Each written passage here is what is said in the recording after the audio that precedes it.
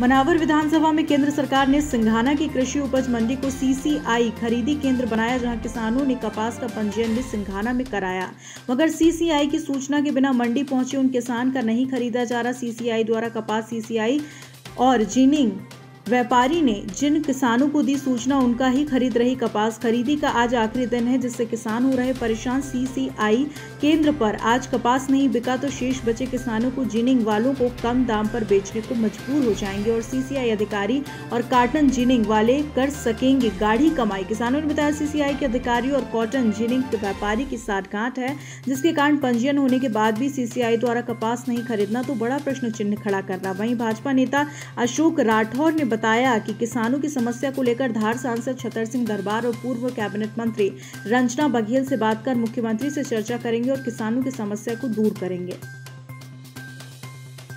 आया है, एक बार फोन आया था, लेकिन मेरे पापा गिर गए थे और मेरे को बड़ौदा जाना पड़ा कारणवश उनका ऑपरेशन करवाने के लिए। उस समय मैं यहाँ टाइम से कपास नहीं ला पाया। फिर मैंने इंतज़ार करा है, सर को बोला था भी कि सर मैं बाद में डाल दूँगा। 2-3 बार मैंने ट्राई भी करी। यहाँ मनीष पाटीदार जो पिपलिया के हैं उनसे भी बातचीत करी, उनको भी बोला तो मैं देखूंगा करके, और अभी तक इंतज़ार कर रहा हूँ। बीच में पटवारी साहब आए थे भी, कुछ किसानों के घर गए, उनके यहाँ कपास देखा, गोदाम में माल देखा। मेरे यहाँ पे भी गए थे, लेकिन यहाँ से लिस्ट में नाम नहीं था। पटवारी साहब का ये कहना है तुम्हारा नाम लिस्ट में नहीं आया है। तो उस कपास को मैं क्या बाहर बेचूँगा, और बाहर बेचूँगा तो यहाँ आधे पौन दाम में लेंगे और ये व्यापारियों का फायदा है इससे, इसलिए मेरा नाम यहाँ नहीं आया। सबकी न जाने किस प्रकार की हठधर्मिता के कारण आज इस क्षेत्र का किसान बहुत परेशान हो रहा है। आप ये मानते हो कि प्रशासन की हठधर्मी है?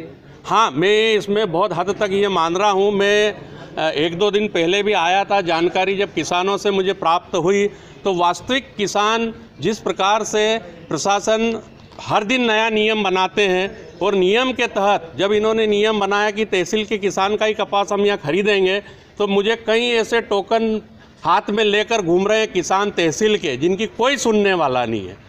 एक अधिकारी से दूसरे अधिकारी के पास उसे भगाया जा रहा है।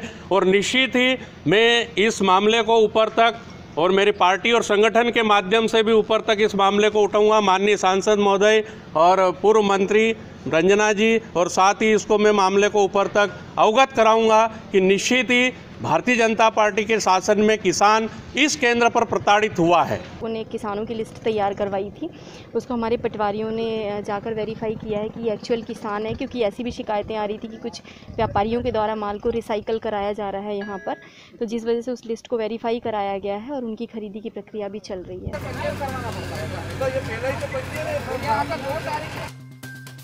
धार से जितेंद्र वर्मा की रिपोर्ट।